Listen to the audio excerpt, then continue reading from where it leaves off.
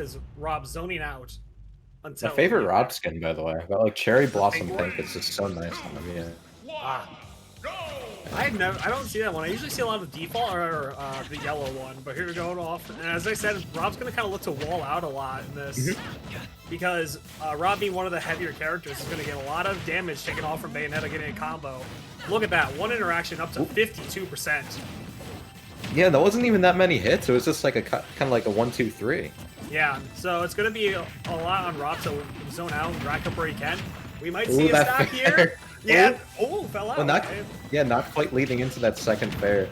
Yeah, I needed that, but yeah. So, and now we're gonna see where R.O.B's probably gonna have the advantage is this ledge trapping situation. Gyro is so good at holding ledge for him. Yeah. Off stage. One thing I'm interesting to see with the ledge situation is every Bayo that I've ever played, at least one time throughout the game, they do that thing where they drop from ledge and then after boost kick onto the stage. So I'm gonna see how like R.O.B. Oh my! Ooh, held that for too long.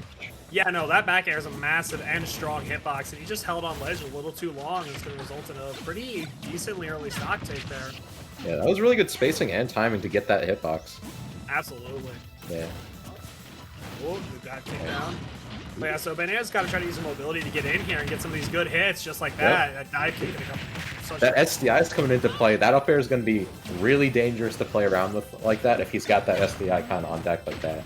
Oh yeah, absolutely. Not to mention the fact that R.O.B up air is, for me, it's cryptic to DI correctly. I will mess up so many times before I get it right. Ooh, down tilt gyro to the up smash. That's doing the down tilt gyro combo to get a little bit of bonus damage into the up smash. Oh yeah, and that's something that's always terrifying for R.O.B as well. He's excellent at zoning because of gyro and all of his projectiles. His combo game is also insane with gyro because the knockback on it is so good for his combos that he's able to just get so much off it. Yeah. KOOBA just kind of lost his stock there. Oh my! Can we see a Bayo combo? Oh, that's so good. Oh, that's so much damage. That fall on the platform. Oh, the edge guard situation coming out here. And that's if he keeps this up, I don't think he's making a gap. Oh, never mind yet. He held the jump. Yeah, and also R.O.B's back air is able to boost him along to give him a little bit of extra distance, which is going to help a lot here. Yeah, a lot of R.O.B's moves have like that weird like momentum shifty mechanic to it. Which, in terms for stalling and just recovering, is so good for him. Yeah. Definitely one thing I kind of want to see is like use of witch time for like edge guarding. Due to the fact that R.O.B, his only way to protect himself off stage while recovering is to throw out a move. And so setting up with certain witch times could potentially get good edge guard situations. But we're going to see a solid game one from KOOBA, a 2-stock victory, I believe, if I remember. Yeah, KOOBA just was kind of like running on him. That was a pretty high octane, insane game from KOOBA. Oh, absolutely. And it was that thing where like he was able to wall out for a while and try to get Deathspade to be a little bit impatient while trying to get in. And so if he's able to keep that up, that will help him lead one of these situations of having Bayonetta rush in, try to take a hasty opening. I believe I see a character swap coming. Yeah, I'm pretty sure I'm seeing that too. What really happened that game is Deathspade just really never got a chance to hit the pause button on KOOBA and like get in like a word edgewise. It always just felt like KOOBA was like one step ahead. Yeah, and the small openings that he did get, they did add up to a lot of percent, 30, like 40-50% for each. Oh, maybe it's just a stage swap. Yeah, it's probably more. Yeah, it's definitely a stage pick because I feel like with a game like that, you definitely need to like consider your options. Yeah. So for game 2, where are we heading to? I'm curious. I feel like it's gonna be like PS2. Ooh, a favorite of mine. I love good old Pokemon Stadium 2. Although I do prefer Pokemon Stadium 1, but not to get into that topic. Alrighty. And like I said, once again, Bayonetta getting that opening on R.O.B is huge. 40% just for an opening. Right now, KOOBA going back to that spacing out kind of gameplay. There's really good patience on Deathspade. Yeah, Deathspade. Ooh! Alright, getting a lot of damage racked up here. It is racking up the damage, but that really patient wait for them to just narrow and shield to up the out of shield it was really good on Deathspade. They got all that mileage off of it. That had to be a little bit more. That had to be one. That's alright, though. That always happens. We're seeing a completely different game here, which is really good. Oh, good parry. That's something that you need to do against R.O.B Nair. It's such a good and safe move. But similar to, like, whenever I talk about it. Oh, no. Okay. Ooh, that could have been bad. Ooh, but... Ooh. Yeah, the resources is kind of... Yeah. But I was saying for, like, R.O.B Nair, it's similar to, like, Ike Nair, where you get a lot out of it when you hit. But it's also so risky in the fact that if you get parried, you are going to get punished. And it's going to hurt. This is one of those. Yeah, we're seeing a lot different, a lot more conserved off stage with that. Yeah.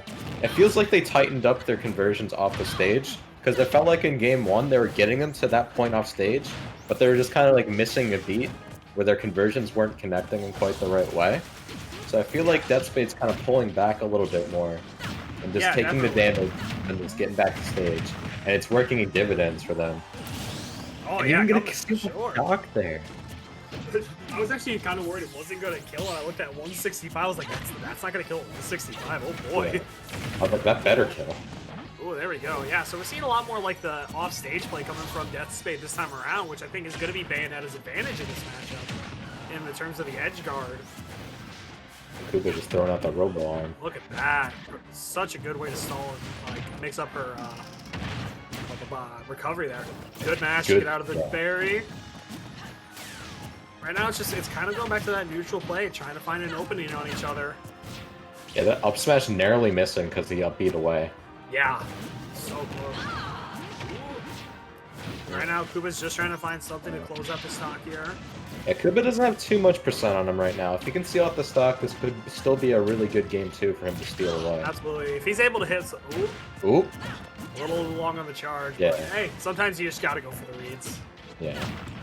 I think by the time he got there, he would have had to wait for them to unshield anyway, so that was a really good attempt to catch him on autopilot unshield him really fast. Yeah. Nice.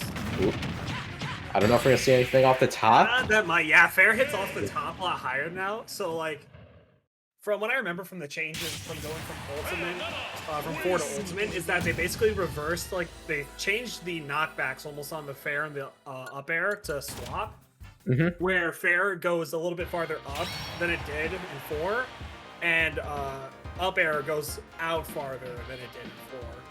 They just what happened in an Ultimate patch, because I remember this specifically, there was a patch where they actually buff her, well, quote-unquote buffed her forward air by making it go up more. So I think that was like, sort of like that buff just kind of coming in clutch there.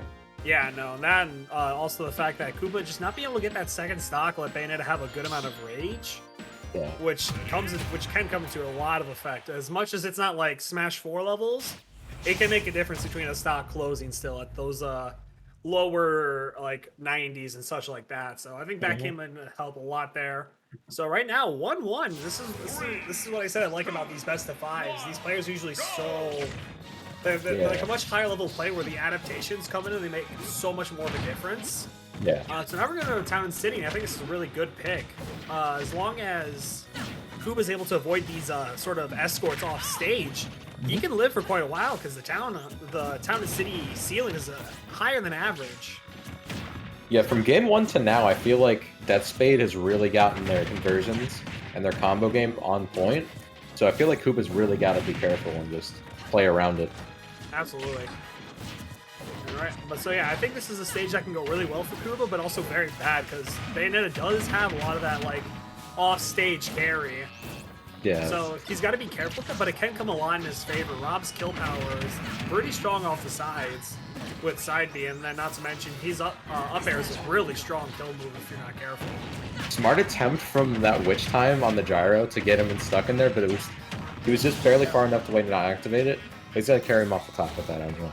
Absolutely, yeah. First stock going in favor of Deathspade here. And like I said, it's just that sort of thing where he's getting in a lot more than the first game. And Bayonetta gets a lot more often in this matchup than R.O.B does. Yeah. Ooh, a little bit of a lag spike there. Ooh, down tilt to the down smash. The Wi-Fi prowess coming in to avoid the tech. Now taking center stage again is where KOOBA's going to want to find himself to be able to set up the lasers and the gyro. An interesting like little interaction that can kind of happen in this matchup that we saw a little bit of there is the gyro can actually get stuck into the witch twist and the afterburner kicks, and it'll extend the hurt boxes and hit boxes of the move. Yeah, which could either come into favor or yeah. as a problem for KOOBA and Deathspade. Yeah, that's the kind of wacky interaction stuff that I really love about this game. Good witch time on the gyro to get a conversion. Yep, and that's going to be a stock. Ooh, no, just shy. But still, that was a lot of damage racked off from that. Ooh. The side, I don't know what the side B's actually called. Because is it? I think it's afterburner. Yeah, it's afterburner kick. Okay, yeah. Oh, double witch time. Oh, the Bayonetta gyro combos? Oh, I was really excited to see that. But no, good. A lot of good adaptation coming from Deathspade here. Avoiding the outside witch time. Yeah, KOOBA's just having a really hard time getting him off, but... Alrighty, final stocks. Yeah, just kind of slipped out of that conversion. Yeah, if he gets one of those gyro combos off stage, that could lead to a really early kill. This is Town and City. So if he falls out of one of Bayonetta's combos at a really opportune moment, he can probably just steal it away with a side B. Oh, absolutely. Rob could steal so much away. Ooh, but Bayonetta is able to throw so many moves with the different dive kicks and the bouncing off the shield. Yep, but it ain't. Tilt to back air. Falco? Hello? Yeah, that was a Falco confirmed favorite good team. I didn't know Bayonetta could do that, if that was true or not. Still, it was a good way to end the game 3 there. On heavier characters, anything is possible. True. Now true on a midweight. Yeah. True combos go out the door when you're dealing with R.O.B, DDD, Bowser, stuff like that. DK, don't forget DK. Oh yeah, if DK's the main one. video involving DK does not count. Whenever I see a DK in a combo video, I immediately dislike it. Oh no, I'll still like it because it's fun watching the funny monkey get beat up. But oh, okay, I think I saw a character swap here. I think I saw Wolf. Yes, we did. Alrighty, Wolf. Definitely the kind of the spacey to go to since the release of Ultimate. Yeah. Neutral. Yep, there we go. Right away. That's what I would like to see there. Down. So Wolf is going to do a lot better in this matchup, I feel, compared to R.O.B. Yeah. In regards to one aspect, and that's going to be once again the offstage interactions. Wolf's recovery is a lot more linear, and the hitboxes are which times susceptible. Yeah, he now has the hitboxes on the recovery, so he's got to watch himself in that regard. But in other terms, Wolf is going to be not as combo heavy, and he's going to have some faster, safer moves. For sure. Which some of them are insane to lead for combos. Nair is just a really good out-of-shield option. Ooh. That's a rough recovery. Yeah. But then you have things like Fair that lead to like the Fair back air kill. We have back air, which I did not see the set, but according to what happened with Yoni Larry Lur, that move just should not have, was a little too strong that day. Yeah. He was wearing the steel toes those days. Yeah, but, exactly. So oh my. Those things where it's just Wolf has some of that extra straight hit kill power R.O.B was kind of lacking. That's safer. We're starting to see like the reverse of the game 1, where like he's just invading his space and not letting him breathe. Exactly. Oh, smash out of shield. Look, gonna take that first stock. He's gonna take that first stock, but he has 115% on him to show for it. Absolutely. Ooh. The sucker punch. Strut on him, baby. It's all still very possible. Just with a little bit more patient play, I feel that KOOBA can get some openings that he needs here. If anyone has that ability to burst take a stock within seconds, it's definitely Wolf. Wolf just has like the wackiest combos you ever did see. Oh yeah, and a good down smash at the corner or at the ledge will do the trick. I haven't played too much regular fighting games except the corner. My God. Corner. Throw corner combos is that's good. Racking up, man. Deathspade's getting a lot of openings here in these kind of air-to-airs. 2-3 combos. So 107 now. He's really got to watch his back. Alrighty, back air wall at the ledge. Ooh, good parry. Oh, I missed the grab. No. Not gonna go for the Falco combo. All right, we're not able to get there. Ooh, that didn't kill. And yeah. Didn't have a jump, I'm assuming. Alrighty, so Deathspade gonna take that really convincingly after that first game there. Yeah, that was a really good turnaround for Deathspade. Absolutely. And that really did kind of slip through the hands of KOOBA, though. Yeah, I feel that Wolf switch didn't exactly pan out as expected, but Yeah, the momentum in there just kind of wasn't there for KOOBA, but that's all right. He still has the losers run